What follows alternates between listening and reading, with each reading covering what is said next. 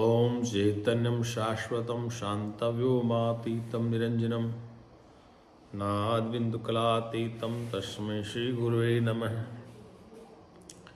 प्रिय आत्मन, आज प्रातःकाल की सभा में आपसे मुंडको उपनिषद के विषय में चर्चा कर रहे हैं। तो उस मुंडको उपनिषद में कहा गया है कि आत्मज्ञ का वैभव और उसकी पूजा का विधान। आत्मज्ञ माने ब्रह्मज्ञानी तत्वता महापुरुष का वैभव कैसा है, उसकी पूजा अर्चना का विधान क्या है।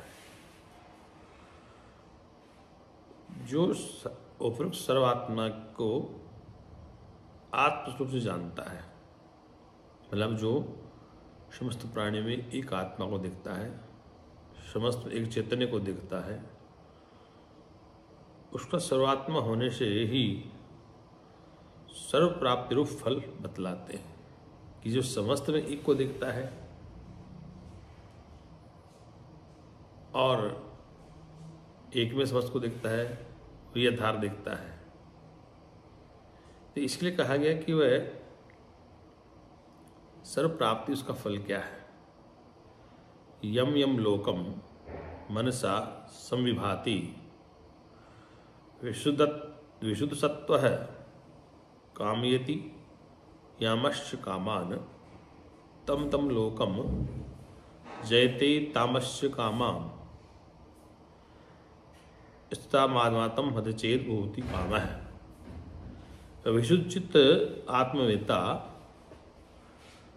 मन से जिस जिस लोक की भावना करता है, अर्थात मन में जैसा सा संकल्प करता है और जिन जिन भोगों को चाहता है, वह उसी उसी लोक और उन्हीं उन्हीं भोगों को प्राप्त कर लेता है। अर्थात उसमें इतना विल पावर होता है, उसमें इतना आत्मचेतना का प्रभाव होता है कि वह जिस जिस लोक को भावना करता है, जिस जिस भोग की इच्छा करता है, उस लोक को, उस भोग को प्राप्त कर लेता है।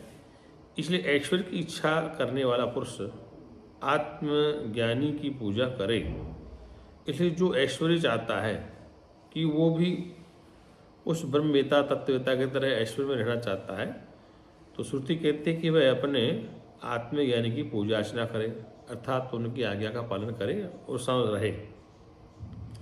क्योंकि यहाँ कहा गया है विशुद्धत्व जिसके क्लेश क्षीण हो गए हैं, अर्थात भीतर से शांत हो गया है, जिसमें क्लेश समाप्त हो गए हैं, वो भीतर से बिल्कुल शांत हो गया है।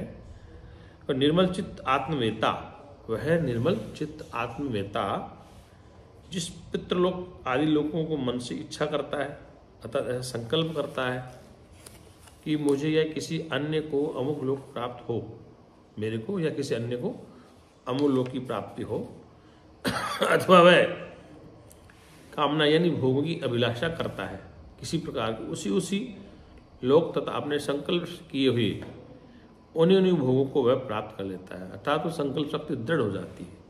अतः ऐश्वर्य की इच्छा करने वाला पुरुष उस विशुद्ध चित्त आत्मज्ञानी का, उस विशुद्ध चित्त ब्रह्मवेता का पाद प्रक्षालन, अर्थात पाद प्रक्षालन पैरों की सेवा करना, धोना, पैर धोना, शुश्रा करना, जब बीमार हो जाए तो उसकी सेवा करना एवं नमस्कार आदि द्वारा पूजन करे। क्योंकि विद्वान सत्य संकल्प होता है, इसलिए सत्य संकल्प होने से वह पूजनीय होता है।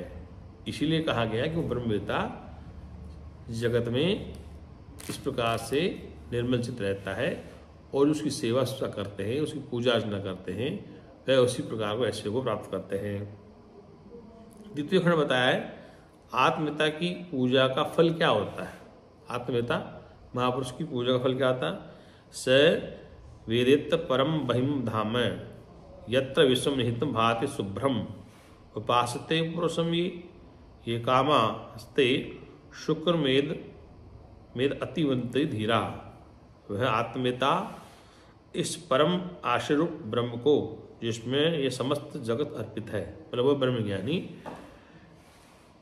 उस परम आश्चर्य ब्रह्म को, जिसमें समस्त जगत अर्पित है और स्वयं शुद्ध स्वरूप से भासमान हो रहा है, और वो जानता है, जो निष्काम भाव से उस आत्मा के पुरुष की उपासना करते हैं, अर्थात उस ब्रह्म ज्ञान की उपासना करते हैं, ये बुद्धिमान लोग शरीर के बीजभूत इस वीर्य का अतिक्रमण कर जाते हैं, अर्थात इसके बंधन से मुक्त हो जाते हैं, फिर संसार में लौटते नहीं, ऐसा इसका अभिप्राय होगा। वह आत्मवेता संपूर्ण कामनाओं के परम यानी उत्कृष्ट आश्रयभूत इस पूर्वोक्त लक्षण वाले ब्रह्म को जानता है। कौन सा पूर्वोक्त लक्षण ब्रह्म बताया? जिसमें सब कुछ ओतप्रोत है, जिसमें जगत अर्पित है, समर्पित है, जिसमें समस्त जगत अर्पित है और स्वयं शुद्ध रूप से भासमान हो रहा है, ऐसा जानता है। तो जिस ब्रह्म पद में वह विश्व यानी संपूर्ण जगत निहित और संप्रित है और जो कि अपने तेज से शुद्ध रूप से प्रकाशित हो रहा है, वह अपने तेज से स्वयं शुद्ध रूप से प्रकाशित हो रहा है, उस इस प्रकार के आत्मज्ञ ब्रह्मज्ञानी के पुरुष की भी जो लोग निष्काम अर्थात ऐश्वर्य की तृष्णा से रहित होकर बिना किसी स्वार्थ भाव के, प्रलोभन के, यानी मुमुक्षु होकर, जिज्ञासु होकर परमदेव के समान उपासना करते हैं, परमदेव यानी परमदेव ईश्वर की तरफ उपासना करते हैं, वह धीर यानी बुद्धिमान पुरुष, वह बुद्धिमान पुरुष शुक्र यानी मनुष्य देह के बीज का जो कि शरीर के उपादान कारण रूप से प्रसिद्ध है, अतिक्रमण कर जाते हैं, अर्थात फिर योनि में प्रवेश नहीं करते, जैसा कि फिर कहीं प्रीति नहीं करता। इस स्तुति से सिद्ध होता है, अतः तात्पर्य यह है कि उसका पूजन करना चाहिए। इसका विधान स्तुति का विधान है और वो आचार्य शंकर इसका विधान बता रहे भाष्य में।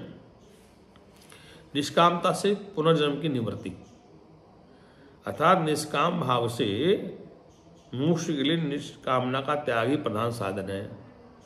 इस बात को दिखलाते हैं आगे। कामान कामायते मन्ने हिमान शय कामर भी जायते तत्र तत्र तत्र तत्र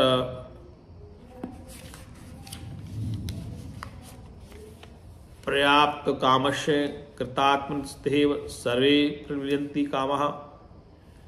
भोगों के गुणों का चिंतन करने वाले जो पुरुष भोग की इच्छा करता है, वह उस कामनाओं को योग से तहाँ उत्पन्न होता रहता है, परंतु जिसकी कामना पूर्ण हो गई है उस कृत्य करते पुरुष की तो सभी कामनाएं इस लोक में ही लीन हो जाती हैं।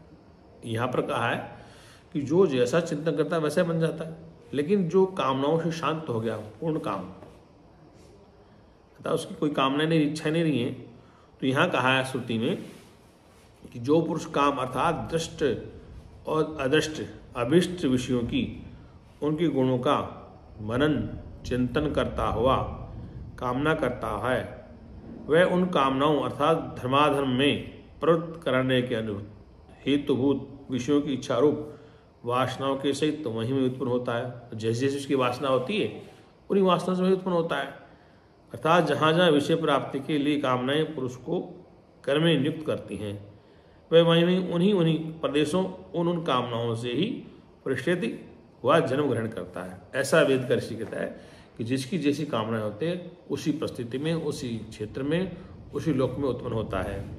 परंतु जो परमात्म के विज्ञान से, परम तत्व के विज्ञान से पूर्ण काम हो गया, अर्थात आत्म प्राप्ति की इच्छा वाला होने के कारण जिस सब ओर से समस्त भोग प्राप्त हो चुके हैं, उस पूर्ण काम करते पुरुष को सभी कामनाएं में लीन हो जाती है।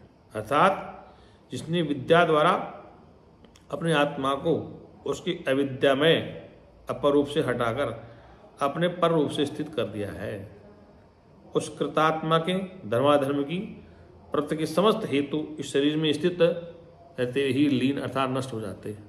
अभिप्राय यह है कि अपने उत्पत्ति के हेतु का नाश हो जाने के कारण उसमें फिर कामनाएं उत्पन्न नहीं होती हैं, ऐसा श्रुति कहती है। अर्थात वह ब्रह्मवेता व तत्ववेता कामना रहित हो जाता है, और कामना रहित होने के कारण वह किसी प्रकार की कामना नहीं रखता है, तो किसी लोक में वह फिर दोबारा शरीर धारण करता है, जिस कारण से उत्पन्न होता है उस कारण का वो नाश कर देता है, बीज का नाश कर देता है। जैसे अग्नि में बीज जल जाता है तो वापस पैदा नहीं होता, ठीक इस प्रकार से ज्ञानाग्नि में जिससे कर्म जल जाते हैं वह फिर दोबारा पैदा नहीं होता है।